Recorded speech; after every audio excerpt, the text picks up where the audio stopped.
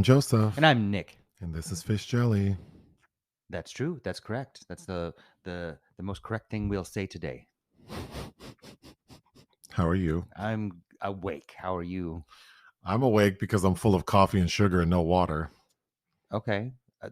Does the water make you tired? Well, I think I'll probably crash All the water, because I'm all dehydrated and hopped up. and then you'll waterboard yourself to stay And then hydrated. I'll drink a gallon in like 10 minutes and feel sick. You know, there are people abuse children that way by forcing them to drink too much water. And then it creates this situation called like hyper. Oh yeah, isn't it Is it hyperdipsia or something? hypo? Well, hyper means too much. I'm assuming it's hyper. I'm looking it up. Hyper, or is it polydipsia? Hyperdis. Oh, the intense thirst. So I think it's hyperdipsia is excessive thirst, but I think polydipsia, the feeling. Oh, that's not it either. But it causes like some sort of like I don't know the Doesn't like terms, but your cells technically explode? yeah, but it's specific to like your brain. Hmm. Yeah, what a weird way to Yeah, that was abuse just people. at the top of your little head movie today. Yeah. Anyway, I'm back in the USS of A, back in the USSR. You don't know how lucky you are, or Oh yeah, you know who sings that originally? Segovia Weaver. No, Oh, she, I don't know. yes, Sigourney Weaver sings in Heartbreakers, but that's a Paul McCartney song. Oh, because I was in Puerto Vallarta, Hmm. Oh yeah, but we haven't talked about that publicly. I mean, unfortunately, it wasn't the best trip. It was very well intentioned, but I think because it was all very rushed and Hmm. I ended up having to work really. I didn't get a lot of time to relax, and I ended up getting sick. Like I had like a little stomach bug because I was vomiting consistently for 2 days. But I had mentioned in our last, I forget what video, but I had mentioned how terrible the hotels I was staying in were. Hmm. So people were like, "Say their names." Hmm. so I, Drag her. so I thought about it, and I thought, oh, I probably should. Yeah, yeah. So, when you told me you bought me this trip, I had to find a hotel that, of course, was reasonably priced because I didn't want to spend a ton of money on a Hmm. hotel. So I found some place called Blue Chairs Resort by the Sea, and I was familiar with that because I've been to Puerto Vallarta several times um, during the Atlantis cruises. They Hmm. stop there, so I'd gone for the day, and I'd always had fun going for the day. And I was familiar with Blue Chairs because everyone usually goes there Hmm. on the boat. And we went, I think, we didn't go to Blue Chairs, we were in that area. So I was familiar. So I thought, okay, that seems fine. And it's not a gay resort. On their website, it looks kind of gay, but it's not. You can find it on Orbitz. It just says it's adults only. But child, this shit was a mess. First of all, they have a nightclub. Hmm. So reasons I would recommend not staying there. The area is just it's just so touristy, and it's nothing but people like panhandling. And if you haven't been to Puerto Vallarta, you can't even go on the beach because there are people selling their wares. Hmm. And Yeah, what they're I'm familiar with that part of it. Yeah. yeah, and what they're selling doesn't even make sense. No, you can get a toaster. You can get some illicit drugs. You can get sculptures. I mean, the drugs make the most sense, but the Of course. sculptures and the toaster, that's not a joke. No, it's not. You can't. You People are out there with like full-on statues trying to sell you while you're on the beach drinking a pina colada. like no thank you. What am I going to do with this? Even if I wanted it, like how am I going to get this home?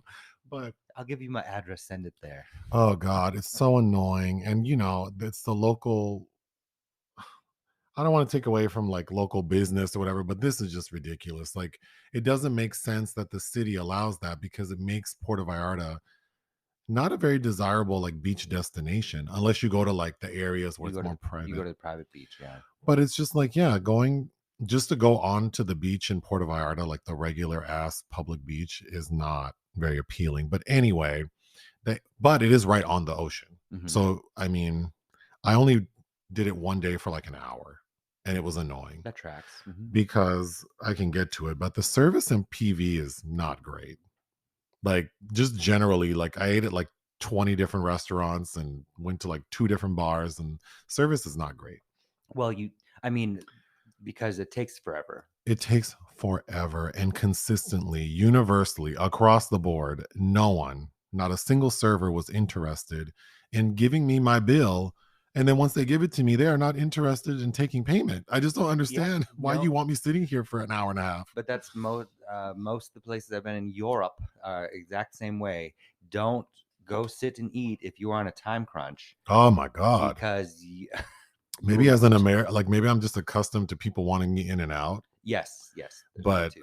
I guess I like that because I'm a very busy, very important person. I can't Mhm. just sit for 90 minutes and pine over my torta. Like Uh-huh. I'm ready to go. Yeah, I'm ready to go. I don't want to sit here any longer. But But getting back to why Blue Chairs was awful. So the okay. location is not, I mean, it's very convenient to the beach and it's in Zona Romantica, which is the gay area. But it's like at the tip. So, you know, Just the tip. it's not a long walk, but it's definitely not the closest you could be. But the hotel itself is so old. The service there was not the best. They have a nightclub on the 7th floor, I believe. Oh, And they tell you that Mhm. because they make you wear a wristband, which I hate. This Mhm. permanent wristband for your entire stay, Okay. which is annoying. All right. Because then when I'm washing my body, it's scraping me. When I'm Yes. sleeping, it's annoying. Very difficult. Yes. But you need it because when you come back to the hotel, there's security like stopping you. And they were very aggressive and kind of sketchy because one day I came back at like 6 in the morning, Mhm. meaning like I had left at like 5 to go get coffee and came back at 6. But I'm assuming that's probably when people are starting to get back from a night of partying. Mhm. And the security guy was acting all weird and telling me I had to pay to get in. I'm like, I'm staying here. And he wouldn't let me in. And then finally, they found someone who spoke English and they were like, oh no, like, go ahead. So I don't know what kind of racket he was running. But anyway, the nightclub is loud. Like, they have live singing every night Mhm. and it's from 6 to midnight. Well, that does sound a bit hellacious. Yes. I should have recorded it so I could play it right now. But when I say it wasn't like a like sort of a consistent thumping that you hear like on the cruise ship. You can hear Mhm. mute. It doesn't bother me. This shit sounded like I mean, it was just unbelievable how loud it was. It was impossible to sleep until they were done at midnight. So if you need to be to bed before midnight and you need to focus between 6 and midnight, you cannot stay there. There was no Wi-Fi, which was not going to work for me. Mhm. So I ended up having to get another hotel down the block that had internet. And that hotel was called Via Mercedes Petite Hotel. It was cuter, cleaner, but while they had internet, the power would go out like every hour Mhm. consistently for the 2.5 days I was there, which was so frustrating. What was even more frustrating is the people who run it or own it. I don't know, the manager. They had these two huge dogs, like big old dogs, and old, living on the property. And from 7 a.m., from what I noticed, until like 7 or 8 p.m., the dogs were just roaming freely throughout the hotel. Mhm. And every time you would come in and out of your room or someone would enter through the main door, they would go ape shit with that old big dog bark, whoa, whoa, just Mhm. for an extended period of time. And they were not friendly looking dogs. And sometimes they'd be sitting like in front of my door. And I was nervous. Like, if I walk over this dog, is it going to bite me? Because I've been bitten by a dog. Mhm. That was so unsettling. Would I stay there again? I mean, I'd stay there before the other place, but it was impossible to focus during the day, which is why I got that hotel so I could work. I couldn't. It was, I mean, I did, but it was just like there are dogs there were like 50 rooms in this hotel. So that means every like 10 minutes, the dogs are barking. It was so distracting. Yes, I would not like that either. So sorry to say, like PV is probably not a destination I would go to, like again, just Okay. as a trip on its own. Um, there are other places in Mexico I much prefer, I like Mexico like City. Mexico City or Guadalajara. I Mhm. really, really liked. So I would definitely go back there again. Also, the food, none of the food was great. It's all touristy and overpriced because they're charging you like Sure. Well, I mean, US money, I basically. bought you that ticket because you said you wanted to go. It was But such a nice gift, a nice thought, and I appreciated it. And I mean, the trip wasn't a nightmare. It was just like so stressful. but if we think about it, Puerto Vallarta is, as they refer to it here, the West Hollywood of Mexico. So that's, I Yeah, and the gay bars I only went to. I went to two. The one that I went to that I told you I had so much fun. mhm. I went there twice and had like two drinks, and then a third time, which was actually the second time. I stood in line so long waiting for service, I got mad and left because the one bartender was like left from behind the bar to go talk to a group of guys and Uh-huh. kept going like I'll be right there, and I could see that he was like socializing. Mm-hmm. So I couldn't deal with it and walked out. And then another bar I went to, um I didn't realize they were cash only and I didn't have cash. So I ordered a drink and then I gave the guy my card like, "Oh, you can just hold it." And he's like, "We don't take cards." And I'm like, "Oh, sorry, I don't have cash." He was nice about it. He said, "You can have the drink, but we don't take." So I enjoyed a drink there, but A nice free drink. a nice free drink. And again, the food was not great. The only place I ate that I really enjoyed my food was I was walking by a building and there was this guy standing in front. Really handsome, friendly guy who spoke like perfect English. Mm-hmm. And he's like, "Hey, are you interested in, are you," because I was kind of looking in the building because it looks so different from everything else around it. Very like clean, nothing in it. Stark, like no, all the services, nothing was on them. So I was looking in it and he's like, "Oh, are you interested in vegan food?" Sounds like a sanitarium the way you described it. Oh, it was lovely. So I was like, "Yeah, sure." So I sit down and I ordered like this bowl that was just like spinach and garbanzo beans and pecans and vegan cheese. And I ordered a smoothie. And that was the best food I ate in Puerto Vallarta. And it wasn't even Mexican. Oh, So yeah, compared to when we've been to Mexico City, the sure. food was like, I mean, that's like the best Mexican food. Well, and it was always not the most expensive places Right. because we went to some fancy restaurants in Mexico City, and I remember feeling like, okay, they're trying hard.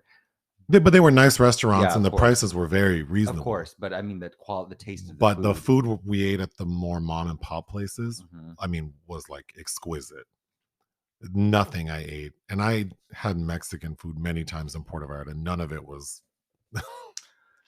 But anyway, that was 10 minutes of me going on about that. Well, sorry to hear. We'll go somewhere else. Send you somewhere else next time. Yeah, yeah. Oh, I have that flight that's going to expire on Southwest from like before the pandemic. Oh yeah. So I don't know what I'm gonna do with that.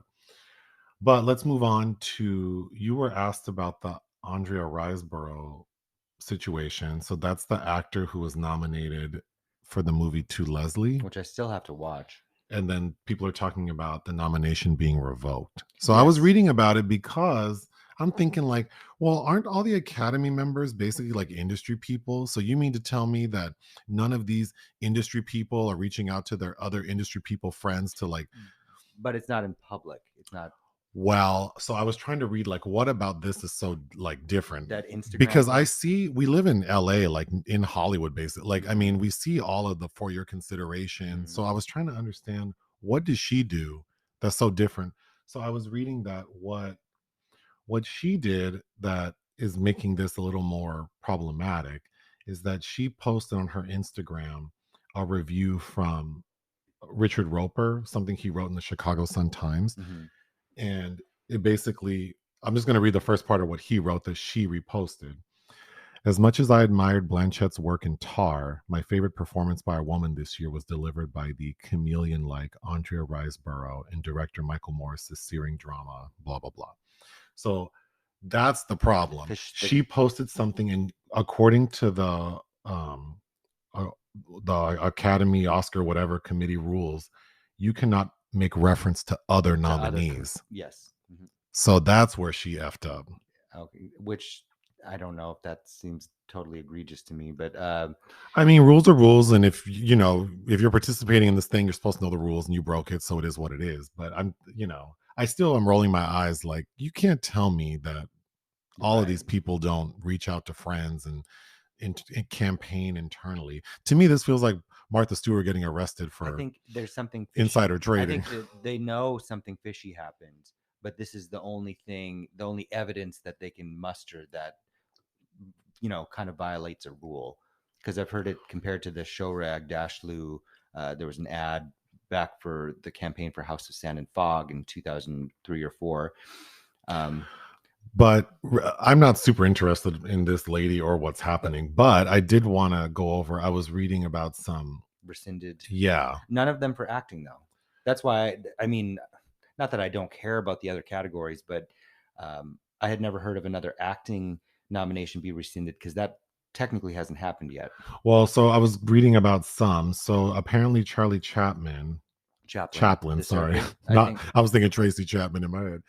The movie The Circus was nominated for a bunch of awards back in like the first year that the Academy Awards were organized, which I think was the late 20s, whatever year that was.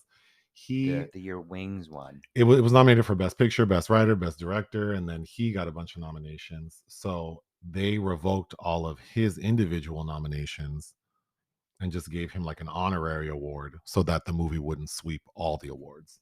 So that has happened. Then there's a movie called Hondo. Yeah, with John Wayne. In 1984, that was nominated for Best Story. I want to say Geraldine Page is in that. But the Academy discovered, and he was the writer apparently, but the Academy discovered that the movie story was not original, that it was copied from a short story called The Gift of Cochise. And that story was not even that original. Sure. So so they took that shit away. Then there's a movie called High Society. And they nominated the writers of that movie, Edward Burns and Elwood Ullman, but they confused them with, there was another movie called High Society in 1955. And they intended to nominate the 1956 movie, but they nominated the writers of the 1955 movie. So that's embarrassing. That is, but that's people not paying attention to the details. Then there was a movie that won Best Documentary in 1969 called Young Americans. Yeah, wasn't it because of the year? And they had to revoke that because it had been released in 1967, not 1968. So that's shitty. Yeah. And then The Godfather had to give back an award for composition because part of that music had been used in another movie. Yeah. Like the composer used some of their old work in that movie. Sure. So it's not original. So they took that back. But then that same composer won for The Godfather too. So there's a foreign language movie called A Place in the World that was Uruguay, or was it that it was in a movie? It was the submission from Uruguay. Oh, but then they found out that it was actually an Argentinian film, that it didn't have enough like Uruguay in it to be considered. Right. So that's interesting. Then there's a movie, this is back in 2012, that was nominated for Best Short Film called Tuba Atlantic. I believe it was a Norwegian film, and they had to rescind that because they found out that short film had been released on Norwegian TV first, which is against the rules. A big no. Yeah. So I mean, those all seem pretty like legit to me. Yeah. Except the Charlie Chaplin. Chaplin. That feels like, well, if that fool is gonna sweep the award, let him sweep it. Like, right. Who else was doing better right there? But back then there weren't as many people, so sure. I think I can sense the studio trying not to anger everybody else that's working in Hollywood. Right. So Julian Sands. Yeah. He's missing. Yeah, it's not looking good. No. For people who don't know, Julian Sands is an actor who's best known for the films. Well, I guess like the one I've seen is Boxing Helena. Yes. But he's in like Leaving Las Vegas, The Killing Fields. Oh, yeah, tons of stuff. I do recognize him. A horror film called Warlock. He's pretty handsome. You've seen him in several things, but yeah, he's the one that is obsessed with Helena, Sherilyn Fenn in the Jennifer Chambers Lynch cult classic. But anyway, for those who don't know, on January 13th of this year, he went missing while hiking in Mount Baldy, California, which is in the San Gabriel Mountains, northeast of LA. And as of today, he has not been located. which hit the search was made complicated because we had all that rain. Yeah. And then there were avalanches reported. Yeah. So it's not looking good. And his family has just basically released statements saying they really appreciate all the efforts. And then one of Julian Sand's brothers, whose name is Nick, he's quoted as saying, "I have come to terms with the fact he's gone. And for me, that's how I've dealt with it." That's Ooh. pretty sad. Yeah. Because it's like, it can't, I mean, damn, I mean, it's over 2 weeks. So True. he's, an older gentleman. Like, and there was like pretty bad rain for like over a week. I mean, he's probably buried under. I don't know. I hope not, but it's just I can't imagine unless he did something kind of fabulous and like just disappeared from his life. Staged his own death. I mean, I would hope that that's what he did. He staged his own death and he's living the good life in like Mumbai in privacy. He might have already been living the good life though, but No, but who knows? I mean, who knows? I mean, he's I don't know. Well, yeah. But that's sad. I feel bad for the people who care about him. You wanted to talk about the Razzies and the fire starter. Oh, that was just a suggestion. I don't know. Oh, you can if you have thoughts. I know people are upset that the Razzies shouldn't be involving children. Well, speaking about rescinding nominations, they rescinded the nomination after controversy over nominating the 12-year-old star of the Firestarter remake. Well, I do often criticize children, and every time I do, I always say I hate talking about kids, but this performance was not great. And we did review Firestarter, and I also did not think this little girl did a good job. And it's not her first movie. So should they be allowed to like publicly say they don't? I mean, yeah, I said it. I think so. I mean, it's part of the public forum. You put this art out here, and it's not good. I mean, we have a video where I said this girl didn't do a good job with her role. So, I mean, I can't say that the Razzie shouldn't say it. I think that it probably seems mean spirited because who's listening to me? But of course, everyone knows about the Razzies. So you can say it's mean spirited, but I don't know. That's part of the game that is being played. I don't know why. I guess if you're a parent who lets your kids be a public figure, it's kind of like, well, they're going to be. I mean, they're going to because they're working, right? And if you let your kid work at, I mean, you can't work as a kid at like Walmart, but like if you let your kid do any other job, they get performance. Someone has to be able to critique their performance reviews, and also everybody's up in arms about this child maybe feeling a certain way about this, shameful nomination. But it's like, y'all let Dina Lohan do whatever she wanted to do with her kids and the Culkins and the Jacksons, and we allow these children in entertainment. I think if we are so concerned about children's safety, then we need to protect these children and say they're not allowed to, you know what I mean? Like, or I don't know. And granted, there are labor rules and blah, blah, blah, blah, blah. But it's like you allow their parents to run them around like they're monkeys in a circus. So I think if you put your child out there, then you're exposing them to all kinds of weird shit, right? I mean, yes. Even beyond just criticism, it's like there are a lot of like I don't know what word to use, except I want to say perverts out there who like, well, like imagery of children and things like, I mean, you get your, even like, I don't know why John Benet Ramsey's in my head, but like, sure. You have these images of this girl all done up and wearing like 2-piece outfits and full hair and makeup. And she's like a little girl. Well, and then you let those images go out into the world. Like, I don't feel like that was protecting her. Like Tatum O'Neal at Studio 54, or I just watched that Brooke Shields documentary about when she was playing that 11-year-old prostitute, and there's nudity from Brooke Shields, and it's like, I'm granted that was the 70s, but even still, that there are things that these kids are exposed to in the entertainment industry, and nobody's sounding an alarm about that. Well, to be clear, I'm not saying that children shouldn't be allowed to work in entertainment. What I'm saying is that if I had a kid and my kid wanted to be an actor and I let them do it, then I would be very clear on and very protective of like, they can't be on social media. We're probably going to homeschool them so other kids don't pick on them. We've had several parents of children reviews we've done where we have given like praise to like the child actors. We've had several parents of the children reach out to us through like the official Instagram account Sure. of that child. So this child actor has an Instagram account, but they don't run it. They don't have access to No, it. of It's course the not. parents or whomever, the guardians. And then those people will reach out and say thank you for the Mhm. kind words or whatever. That's how you do it. Like, yeah, obviously, if you're an entertainer, you need a public persona, but the kids shouldn't be have access to that, Right. not until they're old enough. So there are, I would imagine, I could imagine ways to protect my child who I'm allowing to be a public persona. So the point I'm trying to make is, if that little girl from Firestarter's parents are doing it right, she shouldn't really even know about the Razzies. Correct. And if she does, it's not bothering her. Right. So we don't need to worry about we can't worry about other people's children and how they're raising them. The Razzies can say whatever they want. I already said that girl was shitty in the movie. So, she was. Period. Like, and hopefully she will never hear this and her parents don't let her. Well, and just like Drew Barrymore was not good in the original either.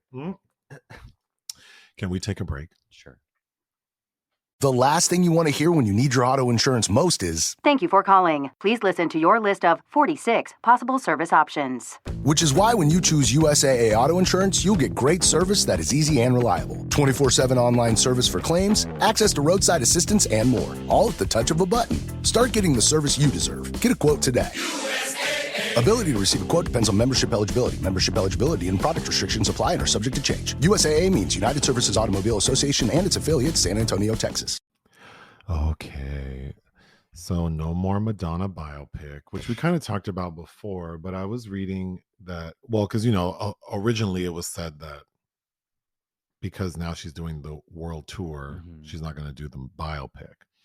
But then, like Page Six was reporting, like people close to her saying that the reason it didn't go through is because I believe Universal was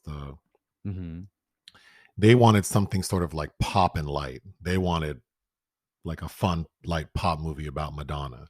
And she wanted something much more gritty. Of course. And that's why she said no.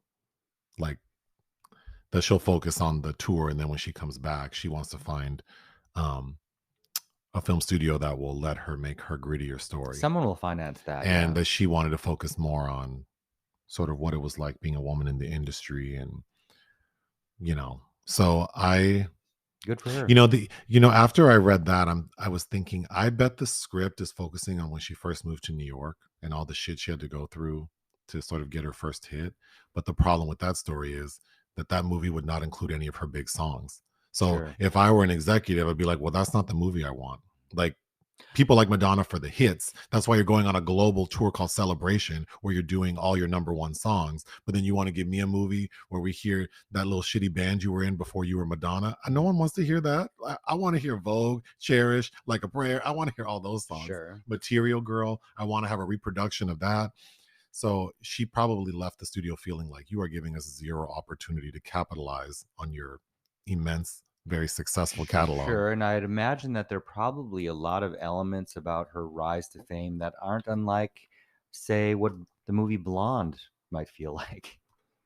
Yeah. Yeah. Yeah, actually, I wonder if that's a woman in the 80s, a beautiful woman in the 80s, that she probably experienced a lot of things that nobody wants to confront or hear about. So I'm not surprised at that, but good for her. If that's actually the reason, somebody will give her the creative control she needs.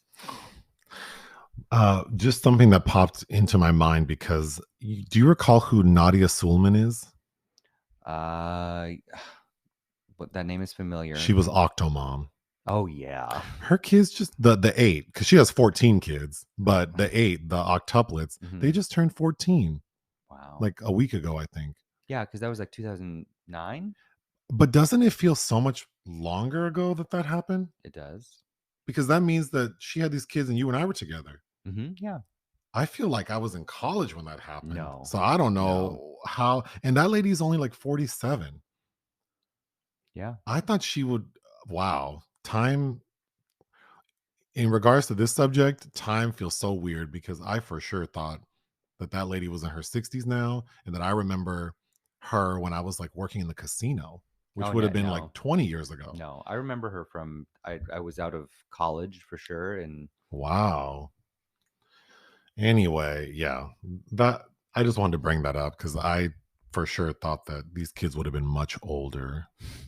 But back in like, I think the most recent interview she did was maybe like in 2019 or 2017. Michael Apted had a series of documentaries following these kids, and every 7 years there would be a new installment. Yes. The Up series. Yeah. Somebody needs to do something with these Well, in kids. 2019, an Australian like news program did a special on her, and they talked about well, she says in the thing that at the time she was absolutely young, dumb, irresponsible, selfish, and reckless, but that she does not regret, of course, having any of her children. Mhm. And then the reporter of this thing commented that she ran her household with military precision, and that the children seemed happy, healthy, and well mannered. So that's good to hear. Sure. Like, I mean, if that really is a functional family, you'd really have to do something like that with that many little bodies and minds. you know, I have very strong opinions about like overpopulation and reproductive rights and all that. But the reality is, like, people want to go on and on about this lady having 8 kids, but it's like, it's done. She did it. Yeah. Right? I'm not going to do it, girl. I'm not going to do it. I did it. Like, it's done. Mm-hmm. It's done. So now it's like, now we have these living things that Mm-hmm. need to be nurtured and cared for. So it's just kind of sad that like there's so much hoopla around these human beings that are already alive and living, and like like, let's focus on taking care of them now. Because then it was like, she's on public assistance and okay, fine, but that's not her kids' fault. They didn't ask to be here. These little test tube babies did not ask to be here. True. So now that they are, let's love and protect them and make sure they have all the basic things they need. Let's just hope they're not more of an insidious And stop- experiment like cloning Joseph Mengele in The Boys from Brazil. And yeah, and like, stop dragging this lady. Clearly she has some issues. Like, As we all do. And it's too late now. Like, what's done is done. And I'm glad. I want to believe that these kids are happy, healthy, and well mannered. I feel like they'd have to be with the amount of scrutiny though that she received, but whatever. And the other thing is, I'm sure she's a lovely lady. Like, like, I'm sure she's a sweet. She clearly wanted to be a mom, so I'm sure she has that nurturer caretaker. Well, she's definitely not like Pia Zadora in A Lonely Lady. No. God, if you haven't seen A Lonely Lady or The Lonely Lady, Mm-hmm. I would highly recommend it. Oh, I wanted to talk about Chelsea Handler. Okay. How old do you think she is? I mean, she's a little rough around the edges looking for... Should I pull up a picture of her for you? I know what she looks like. No, but I mean like 2023. She's probably in her 50s. Let me also say that I find her very smart and funny. And I do as well. I appreciate her. But, Do you see her? Yeah, I mean, she's running into Sarah Jessica Parker territory here. She's 47. Oh my God. Well, okay, but I'm bringing that up not to shade her, because I do like her, but she did an interview, I believe she was on a podcast maybe, and she was talking about her anti-aging doctor. You know why I like Chelsea Handler? Because she's very open about things, and she's very, like, she talks like, it's very obvious she's rich. Mm-hmm. And I kind of like this. She just talks like, yeah, I took my private jet with my dogs. Yeah, I do. Yeah, my maid did this. Yeah, my anti-aging doctor. But I think it's funny that she has an anti-aging doctor as she looks older than her stated age. But anyway, she was in the news regarding that because, are you familiar with the drug Ozempic? No. In Mexico, the pharmacia is very popular. Because I do know that. So, like, and there's a pharmacia, like every third structure is a pharmacy. And they were selling Ozempic. And I already knew what Ozempic was because it's like this new Hollywood weight loss drug, which is actually treatment for type 2 diabetes. Oh, I believe just like other type 2 diabetes drugs, from what I recall, they induce the production of insulin, mm-hmm. which retrieves sugar, which I guess would help you lose weight. So a lot of Hollywood types are taking this type 2 diabetes drug to lose weight. Okay. So Chelsea Handler was on this thing talking about that she was on Ozempic for like a year and didn't know. Okay. That her anti-aging doctor just gave it to her, and she knew that she was losing weight, but she didn't know what it was.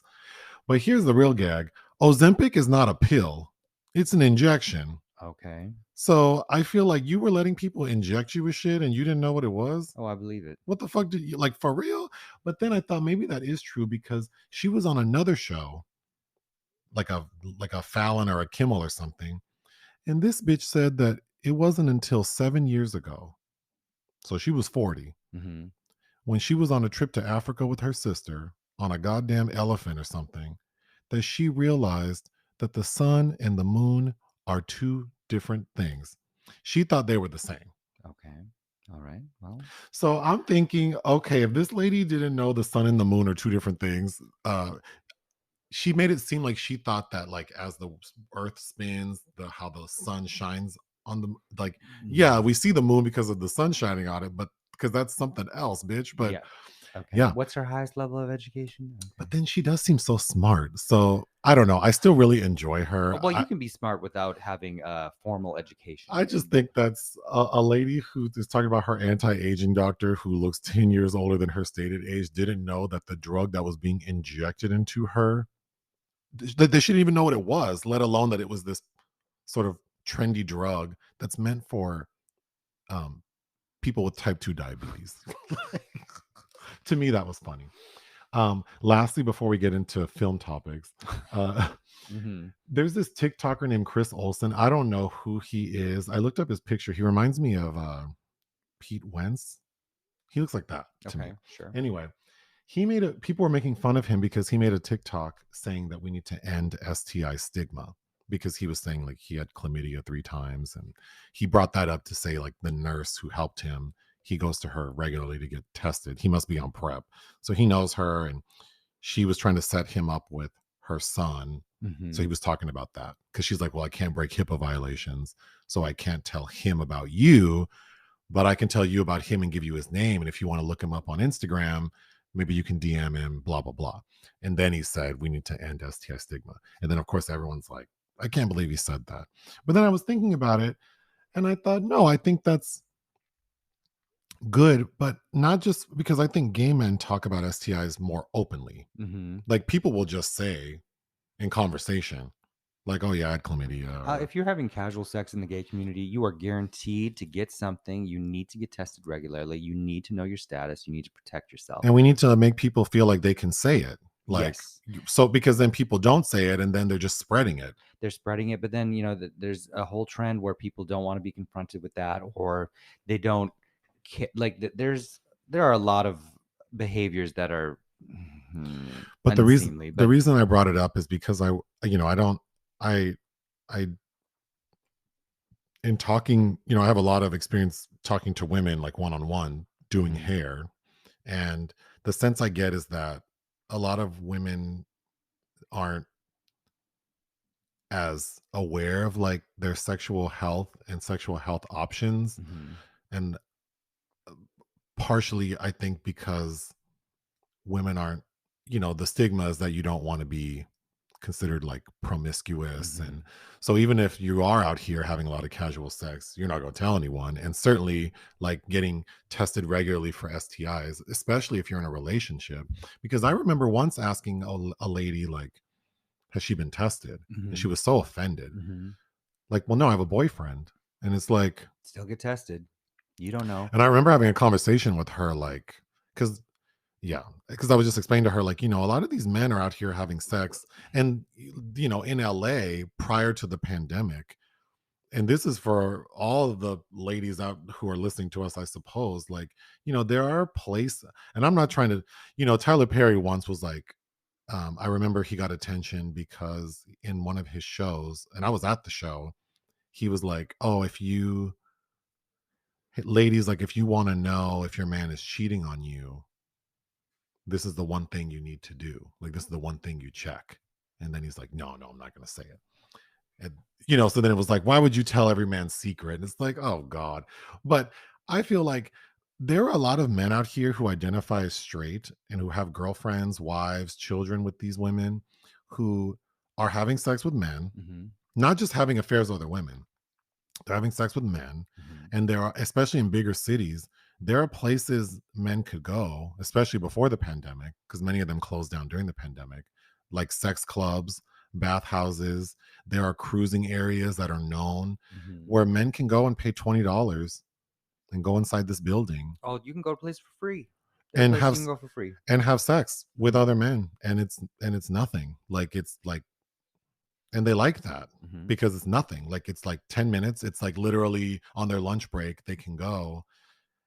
And So for that reason, I think it's important to get tested. Also, I'm not a medical doctor, but my understanding is that for people who have female reproductive organs, um, a lot it's more common for STIs to be asymptomatic in those people, whereas for men, it's usually very obvious. Like, Well, chlamydia is not obvious in men, but right, men can also be or if it's in your throat, right. But I think, well, for gay men, many of us, especially in bigger cities, get tested very regularly. well, and also going to a medical practitioner that realized that you have to test locally where the action is happening. Like, yeah, that's another piece of advice. Like, most of the standard STI, like if you do that standard screen, it's just like urine and blood.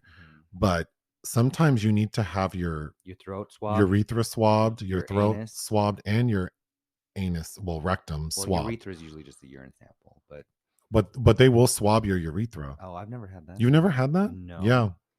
Yeah. That sounds like a sounding. Yeah, it was uncomfortable. But sometimes, but that's if you have like persistent issues, and they're saying like, well, the test is coming back negative, you might need a swab. So yeah, everyone needs to get checked regularly. You don't know what these people are doing out here. I don't trust anyone. Like there's always opportunity, and people will take that opportunity. And yeah, especially for people who are in what they think are monogamous relationships. Oh yeah, those are the somebody's crawling with And I have enough experience with men to know that, like, and this is just people in general, I believe, like, people can't be deprived too long of what they want. They'll go get it. No one is that. There aren't these martyrs out here who are like sitting around on their thumbs, like, well, I'm not satisfied, so I guess this is my life. No, they're out there doing whatever they want to do. And then if they get caught up, then it's just going to be like, well, you won't give me what I want. I mean, people know that's true. They don't want to believe it. So you can be delusional, but at least get tested so that you can stay healthy. You can protect yourself. Because people are lying. But okay, I'm done ranting. We need to talk about, you just finished watching 32 films for the Sundance Film Festival. So you're going to run through your top 5. And I wouldn't do a top 10 because I don't know if there were 10 good movies I saw there. Well, I was in the room, briefly for some of these screenings, and they were crunchy. But last year, I felt the same too. I feel I have attended Sundance in some capacity since 2012, and I have always felt that it's very Sundance-y, where these little dramas from people that they keep inviting back for the most part, and again, there are a lot of excellent filmmakers that return to Sundance quite a bit, but I don't know. It's so tedious watching a lot of these American indie films that are so cliched, and I don't know. And I love independent cinema. It's just that this is not the stomping grounds that I like to return to. But well, my impression, you're much more experienced, but because I watch a lot of things because of you, my impression of Sundance is a lot of it feels like people's first films, which is fine. Whereas like when I watch particularly stuff like from Berlin, edgier, and like it's more like seasoned filmmakers, maybe not popular, but like they've made films and the quality is higher. Yes, Sundance, they're, especially with their competition films for the U.S. Dramatic, which is the important one. They have a world dramatic competition too, but because we are in the U.S. and people don't like to read, the thing that only gets any attention is the U.S. Dramatic. That's always the one that's like, oh, that won Sundance. Well, technically there are several winners, but my impression too is that Sundance really wants to seem like diverse, and so which is great. I love that, but I think it's like, well, maybe you're not. Maybe the quality is not the most important thing to you as much as like we have a Iranian filmmaker we're gonna highlight. Okay, and her film was fine.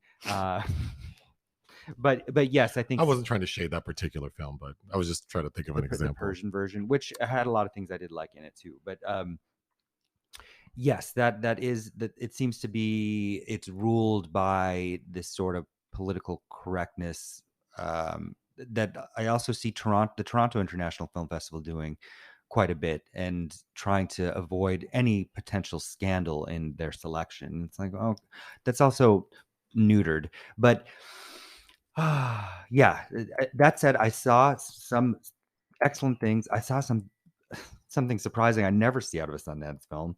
Well, here, go through your top 5. My top 5, actually, this did take home the top prize in the U.S. Dramatic, was 1001, directed by A.V. Rockwell.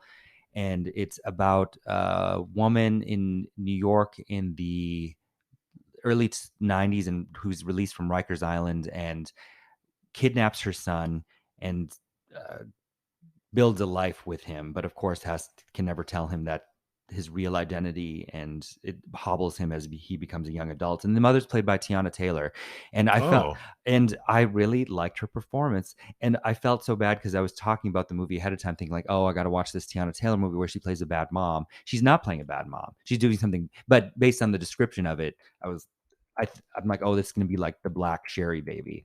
But yeah, she has there's some profound dialogue that doesn't seem false, or that's kind of poetic and wise. And I was actually very impressed with her in that film.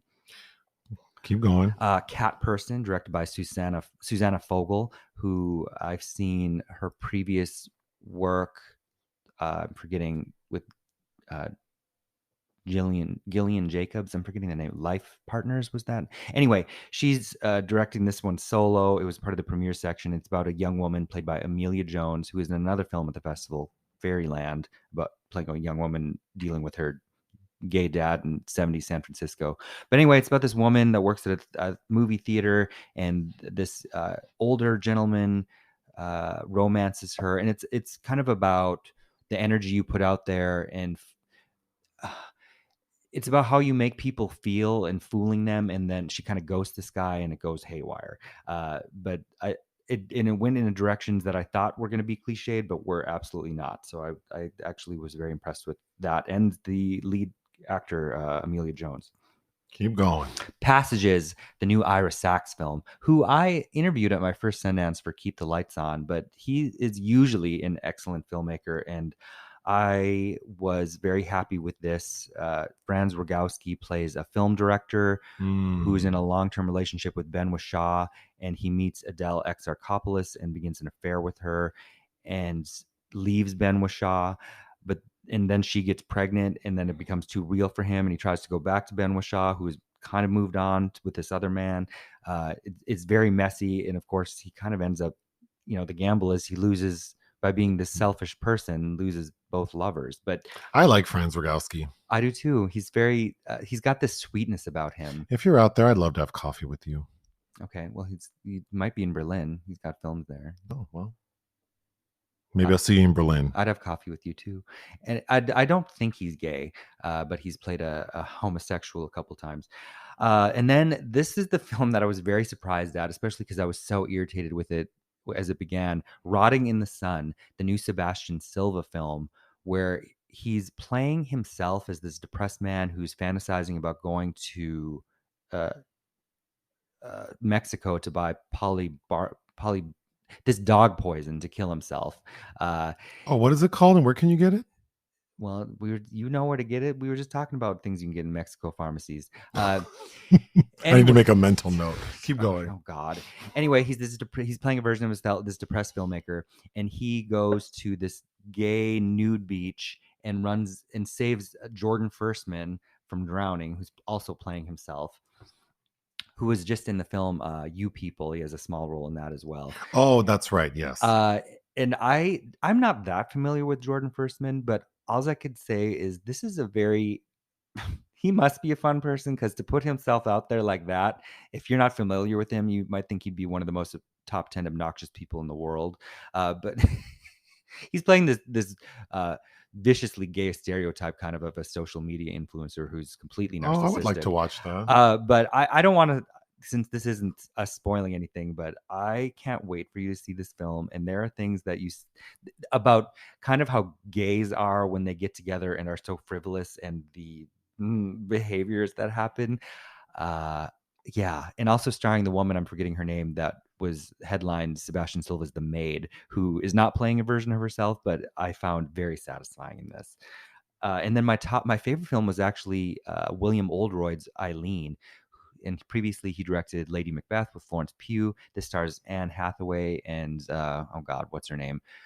Thomasin McKenzie as women that are working in this 1950s boys prison, and that's some very interesting things happening as well. And it kind of ends at a point where like, oh, this is the film where it's getting the most interesting. So it's very unpredictable and strange. And increasingly, I think as Anne Hathaway gets older, I'm liking her a lot more.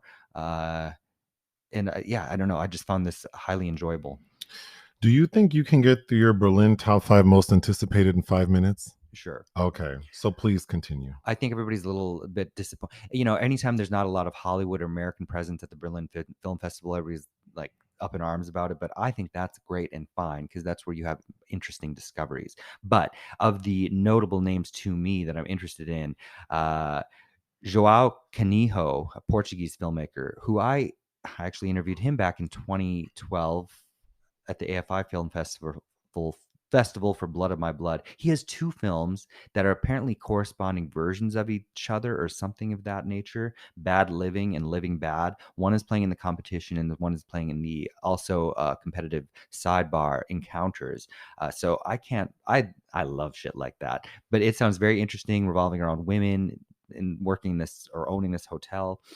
Next is The Beast in the Jungle, which is, I forget which sidebar, Panorama maybe, gay filmmaker Patrick Chiha, about these set across the decades in this nightclub where an event is waiting to happen. And most interestingly, it is based on a Henry James novella, who is an author I adore. And I think the Bertrand Bonello film that's coming out later this year is also based on the same novella, but with a wildly different premise somehow. Next, music from Angela Schanelek, who's a German filmmaker I've liked for quite some time. I loved her last film, I Was at Home, which I think she won Best Director for in Berlin. It's kind of based on a Greek tragedy. Was it Oedipus? I don't remember now. Excited for that. Next, Manodrome, the latest film from South African director John Trengove, who's The Wound from 2017 I really liked. And he's the one who's with Marco Dutra. His latest stars Jesse Eisenberg, and it's about a man whose girlfriend gets pregnant and he spirals out of control and finds this weird community or family of men that sounds very insidious and strange.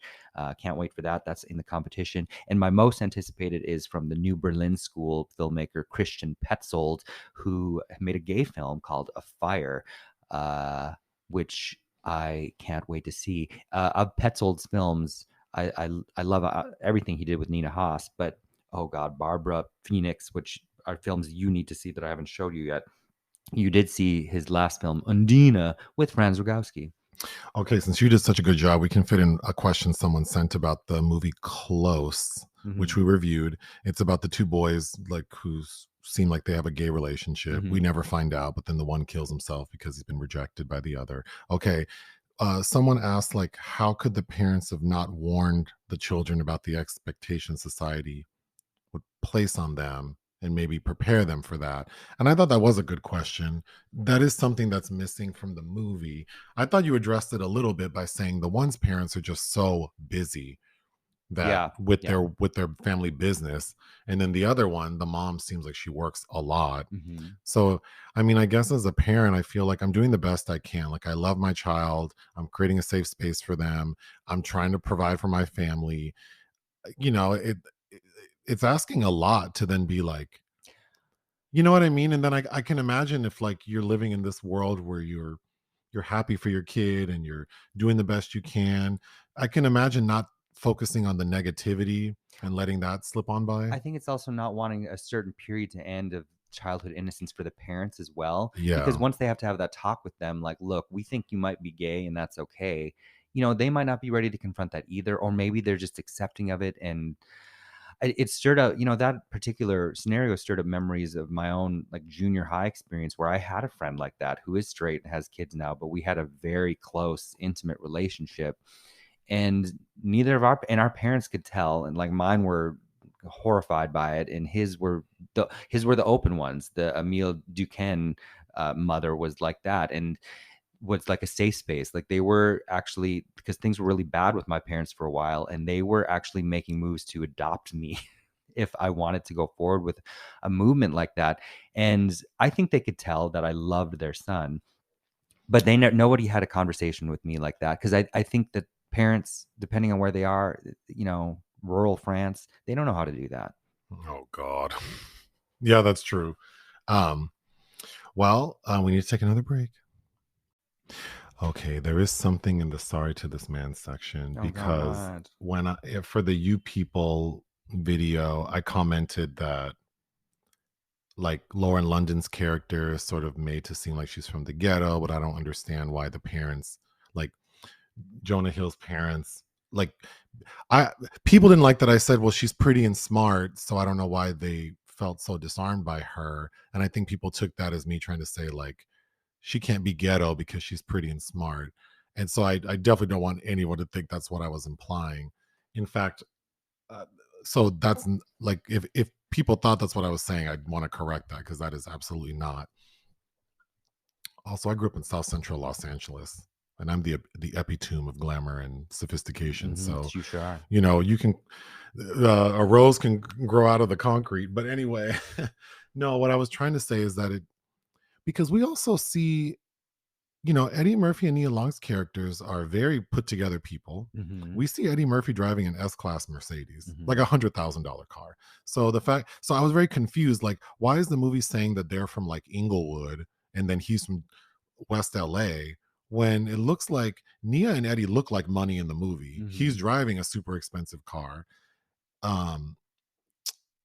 And Lauren London's character seems like she's had everything she's ever needed. Mm-hmm.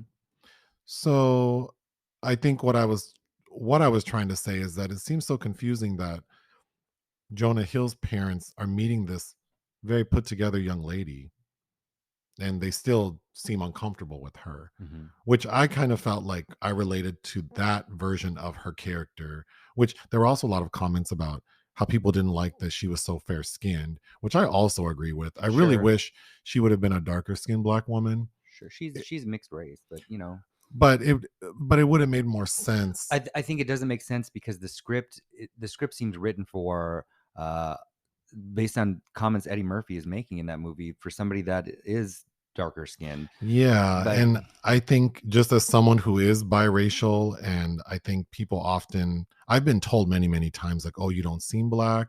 Mm-hmm. And then oftentimes that's followed by some racist comment they make. What are you? That, well, I feel like I'm disarming to a lot of people. Like I'm a very palatable version of a Black person. So then people say real loose shit to me because mm-hmm. they feel like, well, you're not one of them. Mm-hmm. Well, loose shit, it's usually white people. That's what I mean. So I felt like Jonah Hill's parents would have interpreted Lauren London like that. Like, oh, well, you're not like a real Black person, so I don't need to. Yeah, there would have been things like that. I think they were treating her like Issa Rae walked in the room. Yeah, yeah. Mm-hmm. Like a much more confident, boisterous, darker skinned Black woman who would be intimidating to them, right? Because she is speaking up for herself. Yes. Lauren London's character is not speaking up for herself. She's much fairer skinned and doesn't present as like aggressively. Right. So that's why I was saying that, like, but poor choice of words to say like she was pretty and smart. I was trying to say that she just seems kind of like how I feel, like a watered down version of a Black person that oftentimes white people seem more comfortable with me. Which sounds terrible to say that. But that's how I always felt, because people tell me that. Mm-hmm. You don't seem Black. Oh, you're not like one of them. Which people have said shitty. That to me. Yeah, I know. And then they'll say that and go like, I mean, I used to have a friend, an older white woman who I stopped talking to because she used to say really racist shit to me and like about other people. Mm-hmm.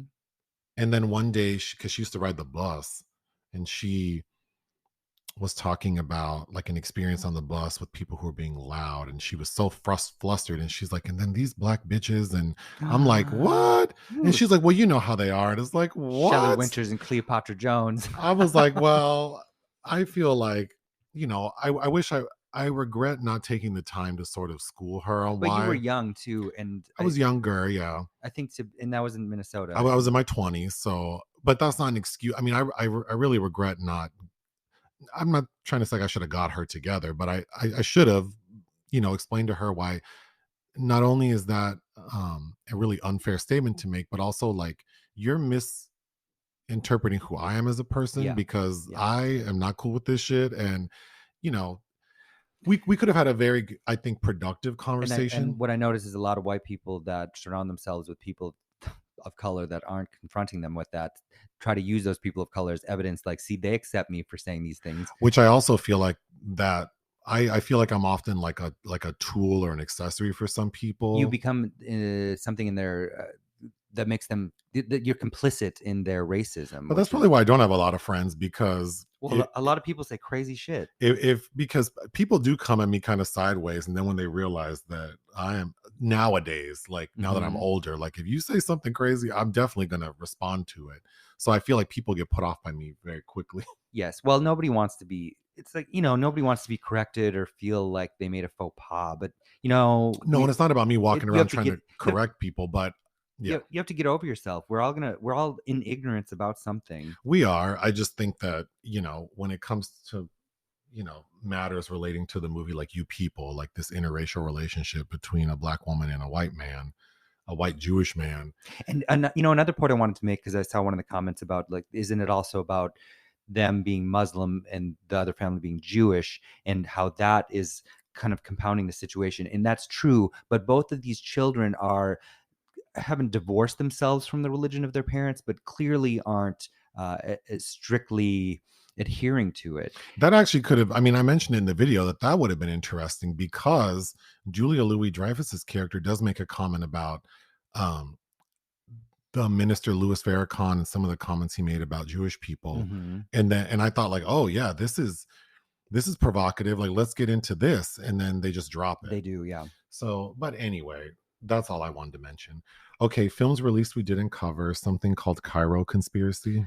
Yes, which I actually covered out of the Cannes Film Festival last year, when it was called Boy from Heaven, from Egyptian filmmaker Tariq Saleh, which I think won an award. And I wasn't all that impressed with that. I think his previous film, The Nile Hilton Incident, was better. And he did that movie with Chris Pine that we reviewed. It was called The Contractor. Anyway, that opened this week. Compromat? Yes, which, excuse me, I've watched half of. I was going to cover for our site. French filmmaker Jérôme Salle, starring Gilles Lelouch and the Polish actor Joanna Kulig, who's playing a Russian. It's interesting. I don't know how it ends yet, but it's about a Frenchman living with his wife and young daughter in some small area of Russia, and the wife does not want to be there. They're clearly not in love anymore.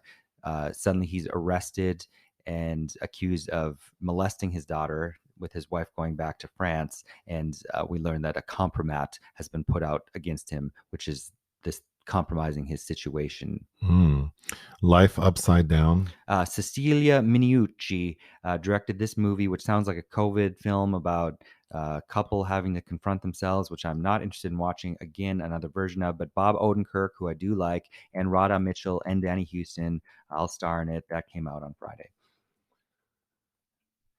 Maybe I do. Maybe I do. Maybe I don't want to watch this movie. Diane Keaton is locked into another indie rom-com hell, it looks like. But Michael Jacobs, who's making his debut but is a notable producer, assembled a very surprising cast for this movie, which includes Susan Sarandon and Emma Roberts and Richard Gere.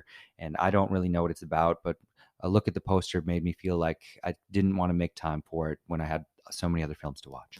And something called Fear. I did want to watch this. I don't think this premiered for press or screened for press. And you know what? I thought it was by Dion Cole. Oh no, don't get that excited. But I got excited. It's directed by Dion Taylor, okay. But you've seen many Dion Taylor films, like The Intruder. Oh yes. Fatale with Michael Ealy and Hilary Swank. Oh yes. Meet the Blacks 2, which is that's right. Egregiously terrible. And I've seen Black and Blue with God, I'm blanking on her name from Moonlight, Naomi Harris and Tyrese. Well, I don't like Tyrese. I don't care for him as the screen presence usually. If you're gonna make this a Steven Spielberg hate podcast, I'm gonna make this a Tyrese. I don't hate Steven Spielberg. I just think The Fabelmans is not a bad movie, but it's not an interesting or very good film. It's a very personal film from a very notable person. Anyway, Fear. Anyway, that came out, which sounds interesting.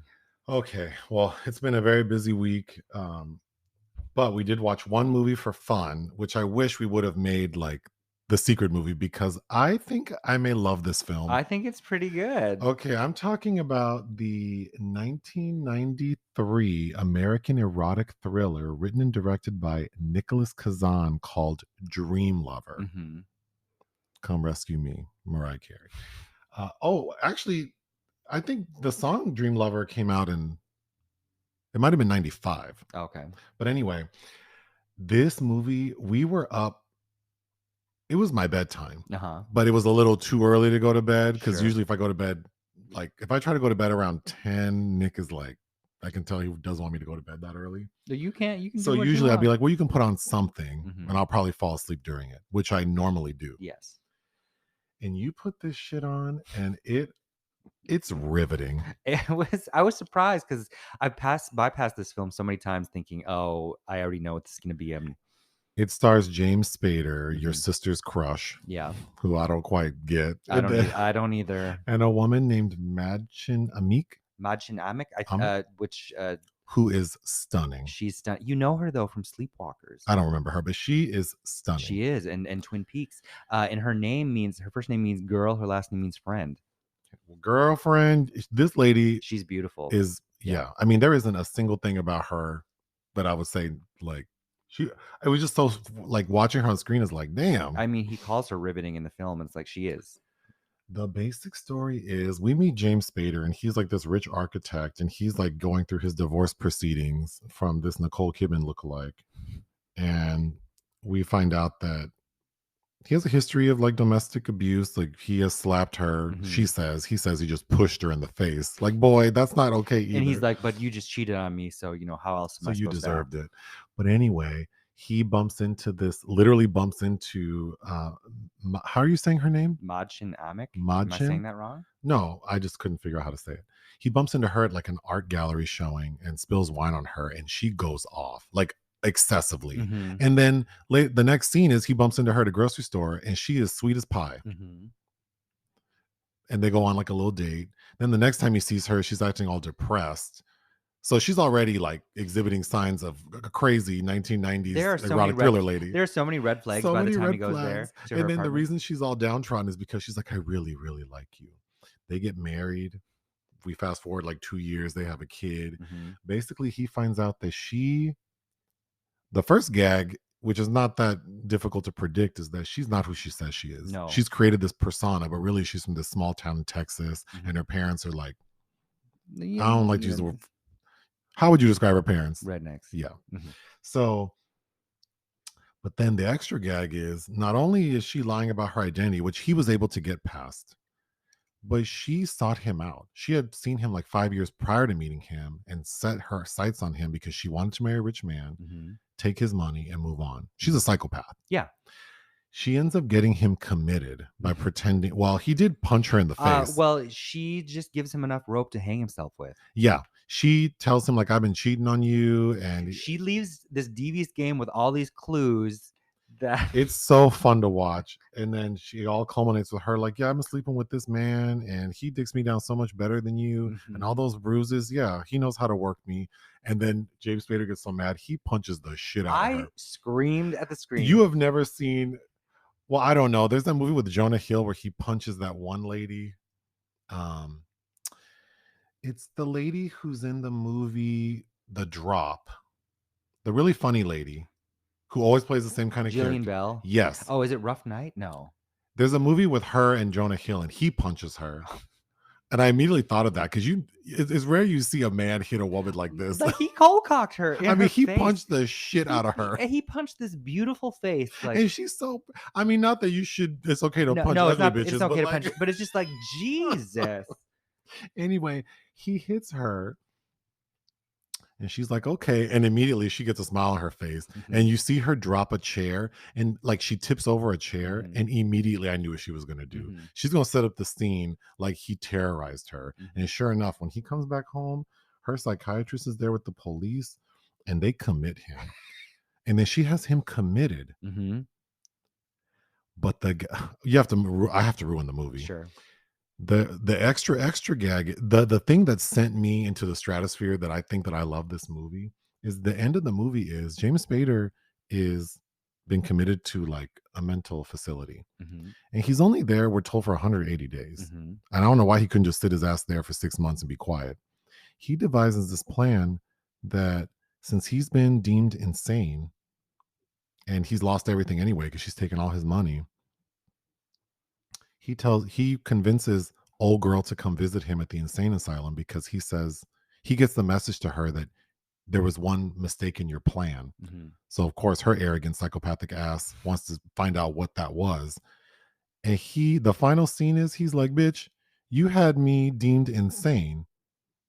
So if I kill you, I'm not responsible. I'm not responsible. And he kills her and the movie ends. Yeah. Like, and didn't I tell you this movie would be perfect if he just kills her? Mm-hmm. And he sure did. And Yeah. literally he strangles her. And when she drops dead, we go to the movie credits. ends. This is a 4 out of 5 for me. I quite liked it. It's funny that Roger Ebert, somebody gave it a positive review, but says it falls apart in the last 5 minutes, and I disagree completely. Oh no, this is what you want. Well, but it wasn't a hit. Nicholas Kazan is the son of Elia Kazan and the father of Zoe Kazan, an Oscar-nominated screenwriter who had just been nominated for Reversal of Fortune, which is that's what Jeremy Irons won for. An excellent film, but yeah. You know why I like this movie? Because a lot of these erotic thrillers always have it like there's a good one and a bad one. Mm-hmm. And clearly and it's like both of these people are, well, she's sick Mm-hmm. and demented and he's just an asshole, like a narcissistic, controlling asshole. And when you get those two together and the games they play and they both ruin their life. I mean, one got her ass killed and the other one has ruined his life. Because even though he does say like, I'll be let out of the insane asylum for killing you in a few years and then I'm good. Well, you're not good because you'll be a convicted murderer. Yeah, and your job and your career is over. But your children will be who knows where. But I just love that it went to places that you don't normally see. Mm-hmm. Like him being violent. There was some dialogue. It was 3.5 for me because there was some dialogue that was like crunchy. A little crunchy. It is. But... And then we meet Nadchin's. She's from like Peru or Piru, Texas, the small town. And when we meet her ex, he's like this impossibly attractive man that they try to make look dusty. He looks like the kind of white people that make it into a Tyler Perry production. Yeah, like super hunky with long hair and perfect teeth. Mm-hmm. But then they make him look like all he does is chain smoke and get covered. Like he's like a mechanic. But yeah, I would love to watch that. You know, I can think of some people we should watch it with. Oh yeah, for sure. Yeah, it was good. Like my sister. Yeah. Highly and not to be confused with the 1986 Dream Lover starring Christy McCullough from I think that's who stars in that, from Alan J. Pakula, which is not as good. But let's move on. Projects of interest: Ghostbusters Afterlife. They're making another fucking sequel, and the only with the kid from with Paul Rudd, that movie, yeah, which I haven't seen. You haven't seen, but the only reason I bring it up is all the OGs are gonna make another cameo in it. Could you please leave them alone? Just but Segovia might be in it. She will be. Yeah, that's I do daily searches on her and I know that she's going to be in it. I just don't. Next, something called Cast. Ava DuVernay finally has a new project that has a fantastic cast that's going to be led by Ingenue Ellis, also Niecy Nash Betts, Vera Farmiga, John Bernthal. Yeah, sounds very interesting. Lastly, something called Weapons. Zach Kreger has scored a awesome sounding deal with, I think, New Line Cinema for his follow-up to Barbarian, which is a horror film that's going to be in the style of P.T. Anderson's Magnolia, and he has Magnolia Crawford. Oh yeah, I already know. Speaking of Magnolia, we went to Magnolia Bakery yesterday to get some of their famous banana pudding. There's good. It made me want to make my own again, though. If you're in LA or you're visiting, I would highly recommend. If somebody can give me Patti LaBelle's recipe, which I found hard to find for banana. I've made Paula Deen's, which is also very good. So my favorite banana pudding is Patti LaBelle's banana pudding, available at Walmart. There's not a lot of banana in that. There isn't, but no. It's that's my favorite. And yeah, if someone knows that recipe, send it our way. Nick did make Paula Deen's, which was very good. It has those cookies. Those Chessman cookies. Yeah, which was very good. Mm-hmm. Magnolia's, I like it because it's not too sweet. Sure. And for people who don't know, I believe that's the New York City bakery that became famous like in Sex and the City. There's one in LA, not too far from us. So, but we don't go often anymore. But I'm going to take one final break. Okay, today's secret movie was my selection. This was something that was requested a while ago, and I thought it'd be appropriate for the upcoming holiday. It's the 1993 American fantasy comedy film directed by Harold Ramis called Groundhog Day. How would you describe Groundhog Day? The holiday.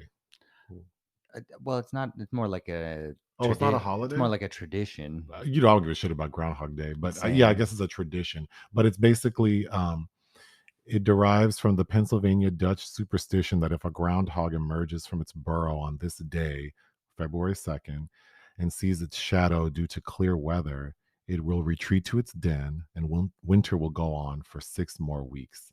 If it does not see its shadow because of cloudiness, spring will arrive early. Anyway, I'd never seen Groundhog Day. You, as a child... Oh, this was favored in the household. My dad really liked this film. I thought it was very good. Yeah, it's very entertaining. Bill Murray is like a fine example of a comedic actor. I agree. And also apparently a shitty person. But aside from that, he's a very fine comedic actor. So classic comedic actor syndrome.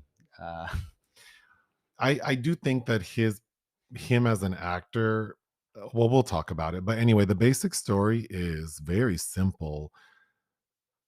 Bill Murray plays a meteorologist who is assigned to go to that place in Pennsylvania, Punxsutawney, to do coverage for Groundhog Day. And he's being himself, which is like an asshole. He's self-absorbed, narcissistic, all the things. Kind of like Ebenezer Scrooge, who he also played. And so he's the talent, as he says. And then Andy McDowell is the producer, and Chris Elliott is the cinematographer, the camera person. So he does his thing. He's a dick to everyone. And when he wakes up the next morning, the day repeats. And the entire movie is just his day repeating. And the only way for him to get out of it is that he needs to be of value to someone other than himself. And also discover the value of others. Right. So he ends up doing that by, of course, like maybe the first half of his, repeating day is him just enjoying, like manipulating and taking advantage of it. And then he realizes that really what he wants is Andy McDowell's character. So he's still being a creep, but then through that process, he realizes that, caring about other people and their happiness is important too. And then he ends up winning over Andy McDowell by just being a decent person. Which is hard to do because her impression to him prior to that day is he's a dick. Right. And then over the 24-hour period, make her realize the exact opposite. Yeah. And he does so by, repeating every day, learning more and more about her and the world around him. And so I thought it was a very interesting story. And then, of course, she does end up falling for him and gives him a kiss. And then when he buys him in an auction. And then she actually buys him in an auction. So the next morning when he wakes up at 6 a.m., which is when the day always repeats, it doesn't repeat. She's still in bed with him and they decide to stay in that small town. I can just start going through my notes, if that's okay. The opening of the movie, which you commented on, the theme song, I'm Your Weatherman, is like a meteorological themed song, which I thought was funny. I don't think I've ever heard. I neither. I don't even think It's Raining Men is that on the nose. But I thought the opening song was funny. What the fuck is blood sausage? Have you had that? I haven't had that. I don't want What that. is it? It's isn't it raw? I should have looked. Isn't that like head cheese? Blood sausage is a sausage filled with blood that is cooked or dried and mixed with a filler until it is thick enough to solidify when cooled. Oh no! You've seen it in places. Maybe I didn't realize because it looks like regular sausage. I don't want it. I don't want that. Oh yeah, I don't know. Anyway, there's a scene where someone asks Bill Burr if he wants that, and the look on his face. The place. What's Gobbler's Knob? That's where Is that where he's staying, or that's where the pucks that's where the public's gathering for the Punxsutawney Phil. I thought that was funny. Yeah, I was like, is this a gay cruising area? 'Cause The morning when Bill Murray wakes up and realizes that the day may have repeated, and he's still kind of like, this can't be real. He's talking to Andie MacDowell, and he's like, I need a good hard slap, and she couldn't have slapped him faster. I don't even think he finished the statement, and she slapped the shit out of him. And then Chris Elliott's like, I'm here if you need me too. Yeah. It's kind of like when they killed BB Newirth at the beginning of The Faculty, and both of them like, I always wanted to do that. Yeah, I thought that was funny. Well, actually, we should who wrote this? Do you know? Danny Rubin. Yes. Are you familiar with Danny Rubin? Harold Ramis wrote it, the screenplay, but Danny Rubin has the story credit. But I thought it was very good comedy writing, but who also wrote that movie SFW from the 90s. I think Bill Murray sends it because he's really the only funny thing in the movie. Andie MacDowell and Chris Elliott are both playing it straight, really. And then there's no one else who's funny. But Bill Murray's doing what he's probably a lot of it is improvised as well. He's pretty remarkable. Mm-hmm. I mean, he is very good at this style of acting. Mm-hmm. And I was thoroughly amused. Right after this, it made me want to rewatch What About Bob? Yeah, I almost wanted to too, but it was like 12:30 in the morning. Yeah. So you can't tell me Adrian Brody's not in this movie, but you said it's someone else. That's the guy that plays Stu the Meat guy from Strangers with Candy. But yes, he has. He plays Bill's psychiatrist. Yes.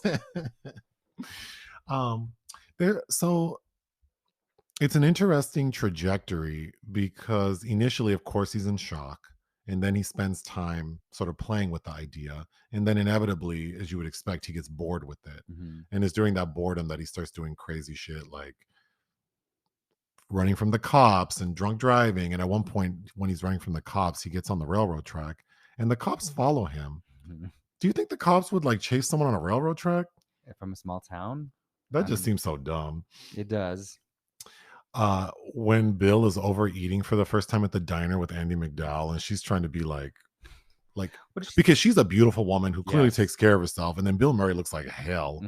Because how old is he in this movie? Like 43, I think. God, he looks terrible. Yeah. I mean, he never looked great, but I just thought it's so funny. Like, I hate when people try to tell me about like what I'm eating and what I shouldn't eat, and because what's the first thing you think?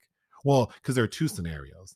Like, you always bring up that one time you were buying chicken. And this bulbous looking girl came up and this big old lady approached Nick talking about, like, all the shit they pump in this chicken. She's like, it's bulbous because it's filled with steroids. And it's like, well, then what's your Bitch, you're bulbous because you're filled with Little Debbie or Big Deborah. Like, I mean, or the other scenario is someone who's very, like, fit and healthy. And then when they tell you shit about it, it's like, oh, that also makes me hot. Well, right. Like, go away. I'm not trying to be you, okay? I'm trying to enjoy this goddamn chicken sandwich. Okay, like, leave me alone. But I thought that was a really funny scene.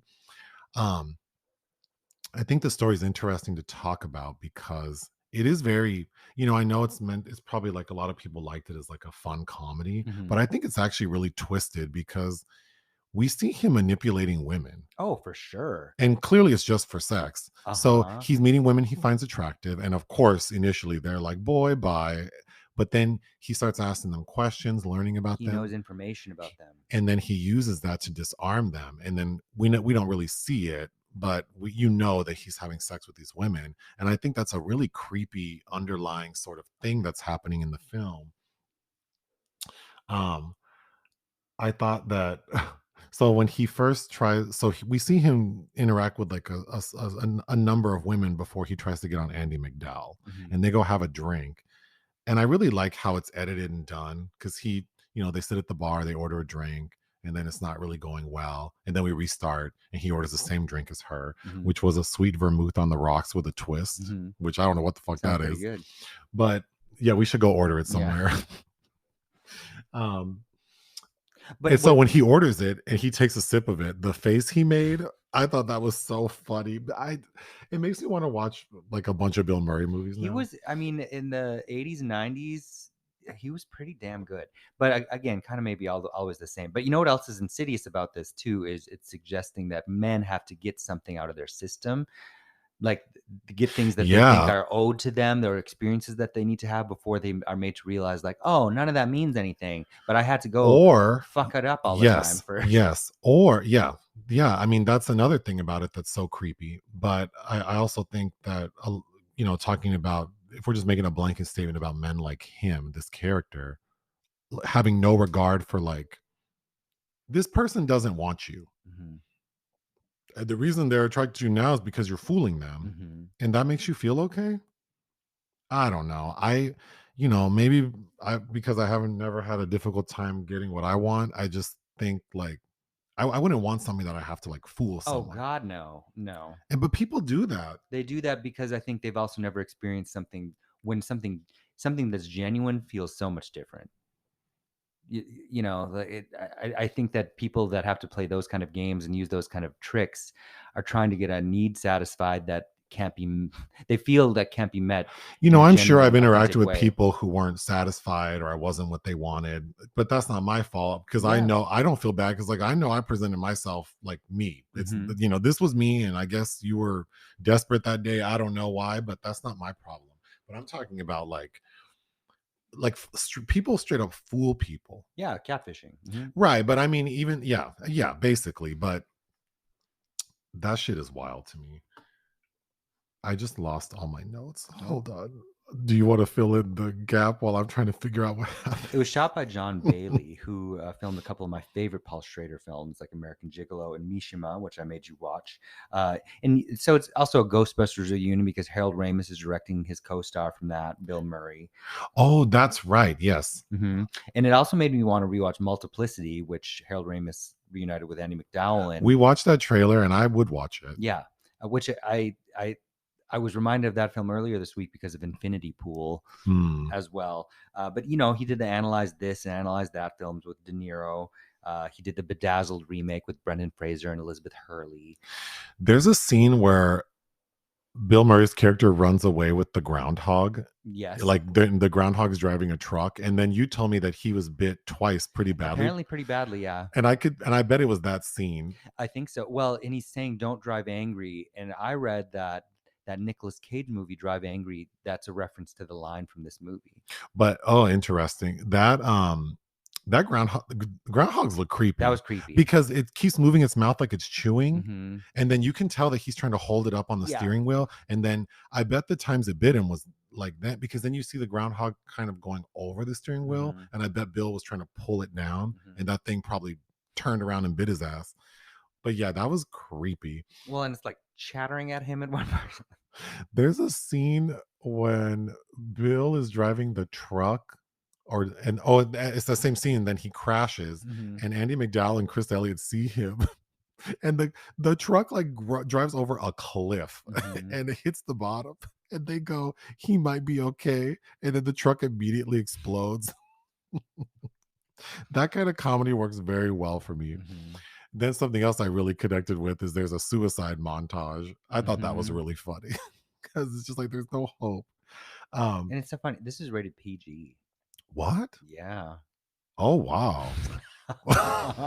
Well, damn.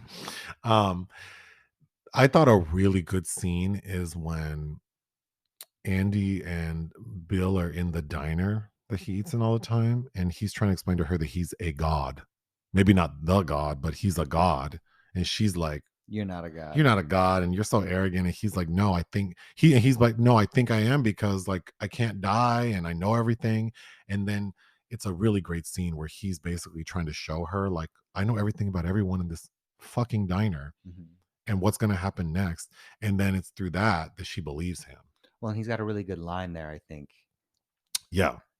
I didn't write it down, but but overall, I thought it was very good. Maybe God's just been around so long. Oh, you're right. Yeah, that was a very good line. That he goes, maybe God is not like we think he's omniscient, but maybe it's just that he's been around so long, he just knows everything. Like, so yeah, that was a very good line. So he's building up to trying to impress her, and part of that is playing the piano. So he has to learn to play piano within 24 hours every day. So the first time he goes to the piano teacher, she's doing a lesson, and she's like, well, I can help you tomorrow. I'm in the middle of something. He's like, I'll pay you $1,000 right now. And that lady's like, come on in. And then right away we see her kick the little girl. And the little girl's like, she's just looking around like, damn. Okay, I think another really interesting thing about this movie is that you said, of course, people who like it have counted the number of days that goes by, Mhm. and I guess the number is 38. We may see 38 different days, but I believe that the fun part about this movie is that we don't know. We don't know how And much I time has believe passed. it could have been hundreds of days, Yeah. maybe thousands of days that went by before he got to the point. He definitely didn't learn how to play the piano in 38 Or days learn French. or learn French or and then even the diner scene when he knows everything about everyone. It's like that took more than 38 Yeah. days. So I think that's actually a really fun thing to think about when I think about this movie. And Michael Shannon making his debut. Who was so cute. He was cute. You didn't believe. I was like, that's Michael Shannon. Because I thought Michael Shannon's the same age as Bill Murray. No. Because Michael Shannon's he's under 50. Mm-hmm. Yeah, he looks a little rugged. Rough Well, I don't think he looks bad, but I don't think so if you would have asked me, I would have thought he's like close to 60, maybe. Oh my God, no. Yeah. But no, yeah, he was so young and cute. What would you give Groundhog Day? 3.5. I would give it 3.5. And the reason I give it 3.5 is because while Bill Murray is like a master at comedic acting, I think that part of the reason why is he has this sort of like deadpan douchey aura to him that he can't escape. Yeah. So I think because this movie feels a lot to me like A Christmas Carol. Mhm. And I think what makes A Christmas Carol so powerful is we see the transition of an Ebenezer Scrooge type person into someone who's like a human being with feelings. And Bill Murray never gets there. And he wasn't Scrooged, Does he make a transition in Scrooge? He does, but the thing that always bothered me about that is his assistant, played by Alfred Woodard. Like, there's never really there needed to. He never reconciles how he treated her. Reconcile with her, and that yeah, I feel like in this movie, Bill Murray seems the same from beginning to end, and I don't believe that he learned a lesson. I feel like he was always focused on getting what he wanted, and he learned how to get it, and I don't like that. Like, I don't feel like he's a changed person. Sure. I think he just adapted. It's not like It's a Wonderful Life. No. So, and I think that's because it's Bill Murray. And he's so strong in that one part. Like, he as an actor is so good at giving that one thing, but I don't think Bill Murray can give like warm human. But yet he's not like Chevy Chase, who kind of has, really a similar persona. I think, yeah, that's a good example. I think Chevy Chase can also never transcend coming across like a dick. And I think really was. And I think Bill Murray's also probably awful, but but it makes one in Chevy Chase's case. I don't think it makes her a great comedic actor, but for Bill Murray, it does. You know what the difference is? Chevy thought he was good looking. Yeah, Bill, and there's a little more self-deprecation is always goes a long way. It goes a long way, and Chevy Chase does not give us that at all. He thinks he's better than. All right. Well, that's it for Groundhog Day. Thank you to the person who recommended it. I keep saying I know I have to do Revolutionary Road. It's coming. It's coming. Nick bought the DVD. So Blu-ray. Oh, excuse me, the Blu-ray, the 4K Blu-ray. So that's coming this week. I don't know what's coming. M. Night Shyamalan, new film by him. And we watched 80 for Grady, or oh yeah, we got to film that today. Yeah, I don't know when that comes out. Next Friday. Oh. And then we're seeing a special screening of Set It Off tomorrow. Oh, that's right. Is the director? No, it's the director's F. Gary Gray. He's not going to be there. Oh. Or one of those ladies would be great too. But I think they might show up. It's just you never know. The production designer. Oh. Or set designer. It's somebody from the film's crew is talking about it. We should make a video about Set It Off. Sure. I mean, I haven't seen it since like 2009. We own it, of course, but I didn't see it. This came out when I was too young to see on the big screen, so it's going to be kind of exciting for me. I don't recall much of it except Queen Latifah. I remember like in because what year was it? 96, I think. I remember people talking about like, oh, she's playing this like lesbian, and like how good she is at being this lesbian, and like everyone thinks she's a lesbian. But then Kimberly Elise, who I like, and Vivica. Which is funny because when that movie came out, I was graduating with a classmate who I was friendly with, who ended up being Queen Latifah's partner. Oh yeah, X years who later. I've met as well. Yeah, randomly at a movie premiere. So that's funny, but yeah, I don't have anything else. Do you? No, just the last gasp of Sundance because I have a couple awards-winning films to watch. But we didn't even talk about, you watched part of The Stroll. I think that's worth talking about. But anyway, Well, we can talk about it Yeah. when I do watch it. Well, I would assume we're making a video if for The Stroll, right? if you watch the whole thing, yeah, Yeah, might as well. Oh, but that's not going to be for a while. sure, we might as well wait. Well, do I have access to it now? I'll have to see. No, anyway. Is that all? Mhm. Ta-ta.